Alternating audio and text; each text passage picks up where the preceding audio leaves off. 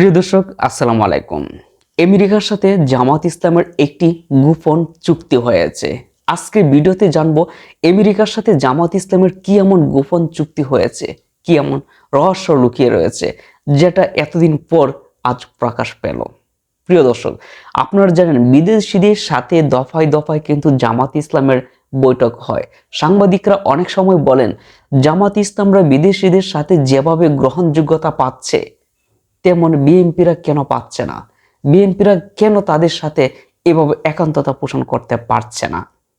তবে এবার শুরুতে বলি, আপনারা জানেন জামাতের আমির ডক্টর শফিকুর রহমানকে যখন একজন প্রশ্ন করেছিলেন যে আপনারা যদি ক্ষমতা আসেন তাহলে কি বাংলাদেশের শরিয়া আইন বাস্তবায়ন করবেন, তখন কিন্তু ডক্টর শফিকুর রহমান বলেছিলেন যে না, তবে প্রচলিত আইনেই কিন্তু বাংলাদেশ পরিচালনা তারা করবেন। তবে কতদিন পর শরিয়া আইন পরিচালনা করবেন নির্দিষ্ট কোনো টাইম বলে নাই, শুধু বলেছেন প্রচলিত আইন অনুযায়ী বাংলাদেশ শাসন ব্যবস্থা সে কায়েম করবে যদি ক্ষমতায় যা।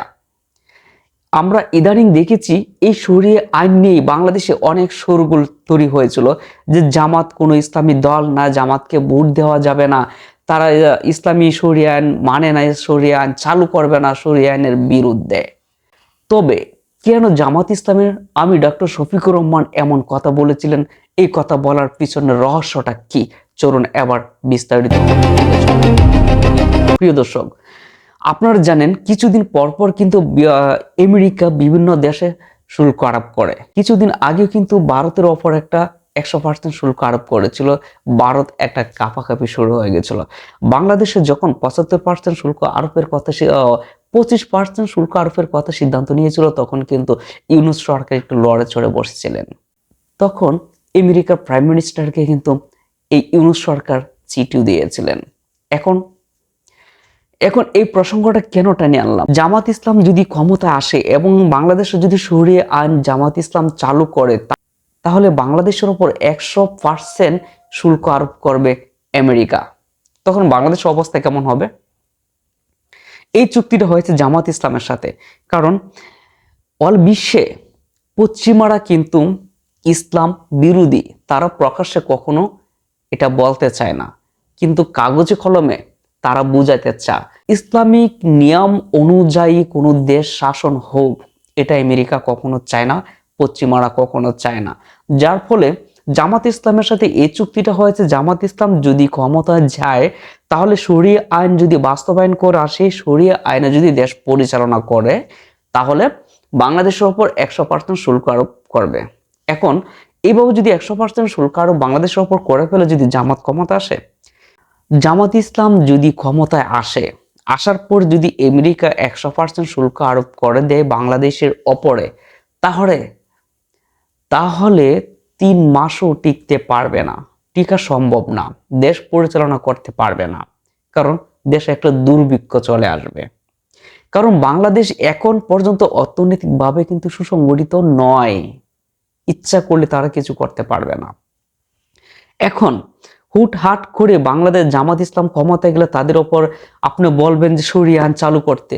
একটা দেশ পরিচালনা করতে গেলে বিভিন্ন দেশের সাথে একটা কানেক্ট থাকতে হয়, বিভিন্ন দেশের সাথে সুসম্পর্ক বজায় রাখতে হয়। রাষ্ট্র ক্ষমতা চালানো এতটা সহজ নয়। এখন প্রশ্ন হলো, জামাত ইসলাম যদি ক্ষমতায় যায় এবং আমেরিকা যদি 100% শুল্ক আরোপ করে ফেলে বাংলাদেশের ওপরে, তাহলে জামাত ইসলাম যদি 300 আসনের মধ্যে 290টা আসনও পায়, এরপরও দেশ পরিচালনা করাটা খুব কঠিন হবে, একমাত্র 4 মাসও টিকতে পারবে না। এখন ডাক্তার শফিকুর রহমান যে বললেন যে প্রচলিত আইনে দেশ পরিচালনা করে যদি সন্ত্রাস মুক্ত দুর্নীতি মুক্ত হয়, তাহলে সমস্যাটা কি? একটি ভালো সমাজ নির্মাণের ক্ষেত্রে যদি তারা ভূমিকা রাখতে পারে, যেমন ঢাকা বিশ্ববিদ্যালয় সহ বাংলাদেশে 5টা বিশ্ববিদ্যালয়ে তারা যেভাবে জয় অর্জন করে, তারা একটি সুন্দর পরিবেশ নিয়ে এসেছেন, সেটা বাংলাদেশে বিরল। এখন এইভাবে যদি তারা বাংলাদেশটাকে পরিচালনা করতে পারে, তাহলে অনেক কিছু কিন্তু চেঞ্জ হয়ে যাবে। আর এই মুহূর্তে যদি শরিয়া আইন চালু করে, তাহলে দেশ পরিচালনাটা খুব কঠিন হয়ে যাবে জামাতের ওপরে। সমাজ বিনির্মাণে কিন্তু জামাতে ইসলামী একটি গুরুত্বপূর্ণ ভূমিকা পালন করে আসছে, এটা আমরা সবাই জানি।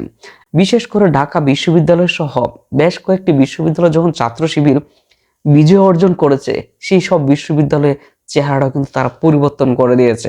প্রত্যেকটা বিশ্ববিদ্যালয়ে সকল কাজকর্ম জনগণ পজিটিভ হিসেবে নিয়েছে।